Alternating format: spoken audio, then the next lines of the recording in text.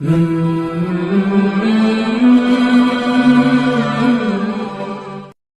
اللہ الرحمن الرحیم۔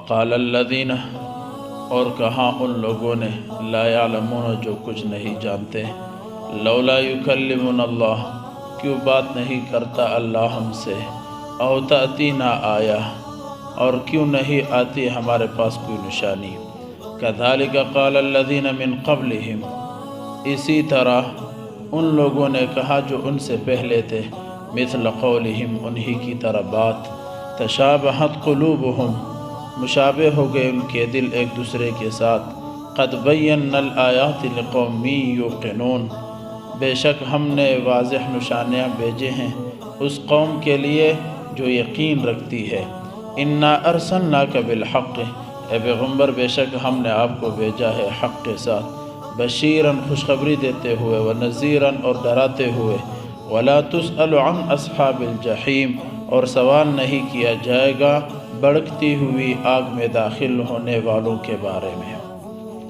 یہ سورۃ البقرہ کا آیت نمبر 118 اور 119 ہے۔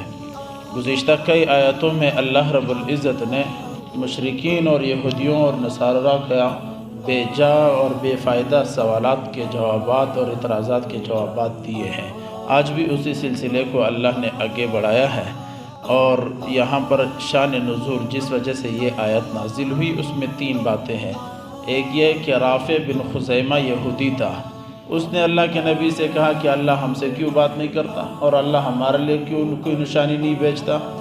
یا تو پھر یہ تھا کہ عیسائیوں نے اللہ کے نبی سے یہ سوال کیا، اور سب سے اچھی تفسیر یہ ہے کہ مشرکین عرب نے، جو عرب کے مشرکین تھے، انہوں نے یہ سوال کیا اللہ کے نبی سے کہ اللہ ہم سے کیوں بات نہیں کرتا، اگر ایسی بات ہے کہ اللہ سچے ہیں تو اللہ ہم سے بات کیوں نہیں کرتا۔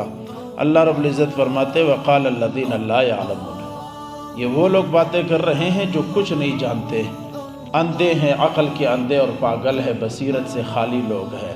یاد رکھیے سوال ہمیشہ وہ کرتا ہے جس کے دماغ میں فطور ہوتا ہے، جو دماغ سے ان پڑھ جاہل ہوتا ہے وہی ہمیشہ بے جا اعتراض کرتا ہے۔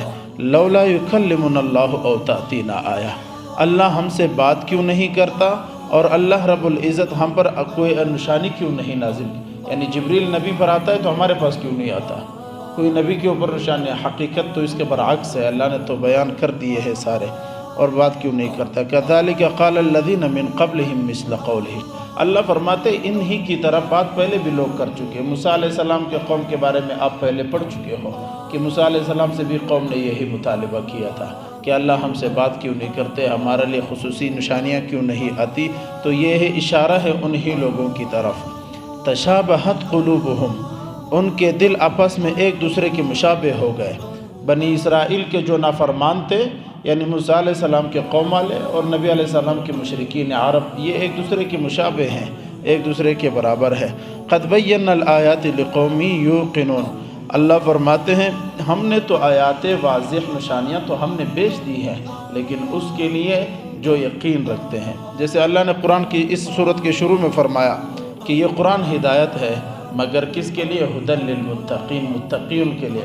ہدایت تو پوری انسانیت کے لیے ہے، لیکن اس سے فائدہ متقین لوگ اٹھاتے ہیں۔ قرآن وغیرہ کے نشانیاں اور معجزات تو ہم نے بہت سارے اتارے ہیں، لیکن اس کے لیے جو ان چیزوں پر یقین رکھتے ہیں اور فائدہ اٹھاتے ہیں۔ اللہ نبی کو تسلی دیتے ہوئے فرماتے ہیں انا ارسلناک بالحق بشیرا ونذیرا، اے نبی ہم نے تو آپ کو بھیجا ہے حق کے ساتھ بشارت اور ڈراتے ہوئے۔ نبی علیہ السلام آپ حق کے ساتھ ہیں، آپ ان کو خوشخبری بھی دے دیں، جو نیک اعمال کرتے ہیں ان کے لیے جنت کی خوشخبری بھی دے دیں، اور وہ نذیراً، اور جو برے اعمال کرتے ہیں ان کو ڈرائیں بھی جہنم سے۔ ولا تسأل عن اصحاب الجحیم، آپ سے سوال نہیں کیا جائے گا کہ جہنم میں کیوں داخل، آپ سے سوال نہیں کیا جائے گا کہ جہنم میں کیوں داخل ہوئے ہیں۔ نبی کے ہاتھ میں اختیار نہیں ہوتا، بلکہ نبی کے پاس دعوت ہوتی ہے، نبی کے پاس اختیار کوئی نہیں ہوتا۔ اگر نبیوں کے ہاتھ میں اختیار کی بات کی جائے تو آدم علیہ السلام نے اپنے بیٹے قابیل کو، نوح علیہ السلام نے اپنے بیٹے کنعان کو، ابراہیم علیہ السلام نے اپنے والد ازہر کو، اور نبی علیہ السلام نے اپنے چچا ابو طالب کو ہدایت نہیں دیا۔ ہدایت اللہ دیتا ہے، نبی کے اختیار میں ہدایت نہیں ہوتا۔ نبی کے اختیار میں ہدایت کی دعوت ہوتی ہے، نبی ہمیشہ دعوت دیتے۔ اللہ نے فرمایا فَإِنَّمَا عَلَيْكَ الْبَلَاغُ وَعَلَيْنَا الْحِسَابُ، پیغمبر آپ بات پہنچا دے اور حساب ہم پر چھوڑے۔ حساب اللہ پر ہے، نبی پر بات پہنچانا ہوتا ہے۔ تو اللہ رب العزت نے یہ جو اصحاب الجحیم، یہ جحیم جہنم کے چھٹے طبقے کا نام ہے، اور یہ وہ جہنم ہے جس میں مشرکین اور بت پرست کو اللہ رب العزت ڈالیں گے۔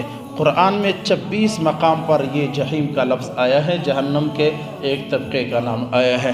حضرت ابو ہریرہ فرماتے ہیں جہنم کا جو آگ ہوگا وہ نہ روشنی کرے گا، نہ سرخ ہوگا، نہ سفید ہوگا، بلکہ اس کے اندر اندھیرا ہوگا۔